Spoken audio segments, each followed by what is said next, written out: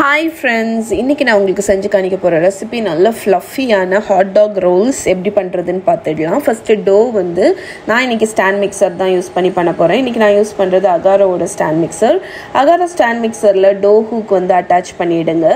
இதுல வந்து நம்ம ஃபர்ஸ்ட் வார்ம் வாட்டர் ஆட் பண்ண போறோம். சுகர் ஆட் பண்ணுங்க. அப்புறம் ஈஸ்ட் போட்டு ஒரு 5 மினிட்ஸ் ஓரத்துல எடுத்து வச்சிருங்க. ஈஸ்ட் ஆக்டிவேட் ஆகட்டும். இந்த பர்టిక్యులர் ரெசிபியோட ஃபுல் ரிட்டன் ரெசிபி கிராம் மெஷர்மெண்டோட கீழே டிஸ்கிரிப்ஷன்ல இருக்கு.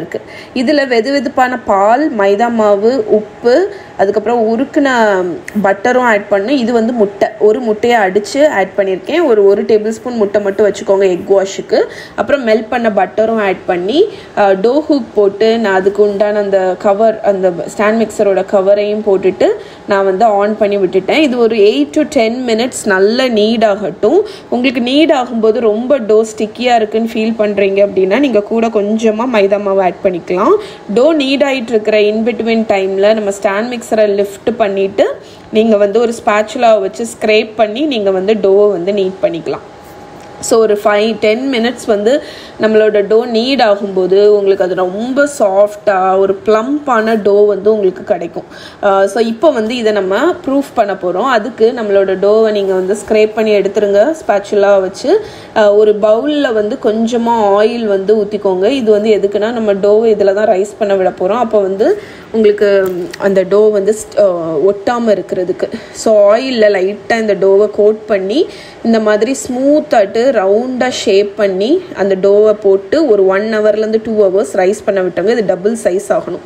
ஸோ இப்போ பாருங்கள் லிட்ரலி டபுள் ஆகிடுச்சு. இப்போ இதை வந்து ஒரு ஒர்க்கிங் சர்ஃபேஸில் மாற்றிக்கோங்க. நான் ஒரு சிலிக்கான் மேட் வச்சுருக்கேன்.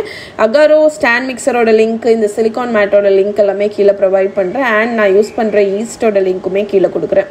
ஸோ டோவை வந்து 8 போர்ஷனாக நான் டிவைட் பண்ண போகிறேன். உங்களுக்கு சின்ன ஹாட் டாக் ரோல்ஸ் மாதிரி வேணும், இல்லைன்னா சின்ன பன் மாதிரி இதை பண்ண போகிறீங்க அப்படின்னா நீங்கள் அதுக்கு தக்கன நீங்கள் வந்து டிவைட் பண்ணிக்கோங்க. ஏன்னா இந்த டோ வந்து இனியும் நம்ம ப்ரூஃப் பண்ணுவோம், பேக் ஆகும்போதும் ரைஸ் ஆகும். ஓகே, ஸோ இப்போ வந்து ஒரு பேக்கிங் ட்ரேயில் பார்ச்மெண்ட் பேப்பர் லைன் பண்ணிக்கோங்க. அதில் நம்ம ரோல் பண்ணி வச்சுருக்கிற அந்த பன்ஸை இந்த மாதிரி லைட்டாக ரோல் பண்ணிவிட்டு ஸ்மூத்தான ஒரு லாக் மாதிரி இந்த மாதிரி ரோல் பண்ணிவிடுங்க. சைட்ஸ் எல்லாம் பிஞ்ச் பண்ணிவிடுங்க. இப்போ பாருங்கள் நம்மளோட hot dog buns rolls ready. So ஈஸியாக இருக்கும். இந்த மாதிரி நீங்கள் பண்ணும்போது இந்த மாதிரி நீங்கள் வந்து ரோல் பண்ணிக்கோங்க. எண்டை வந்து பிஞ்ச் பண்ண மறந்துடாதீங்க, ஏன்னா இல்லாட்டி பேக் ஆகும்போது அது வந்து இலகிடும். ஓகே, ஸோ இப்போ வந்து நம்மளோட ரோல்ஸ் எல்லாமே பேக்கிங் ட்ரேயில் அரேஞ்ச் பண்ணியாச்சு. ஒரு 30-40 மினிட்ஸ் அதை ப்ரூஃப் பண்ண விடுங்க. அது நல்லா ரைஸ் ஆகும்.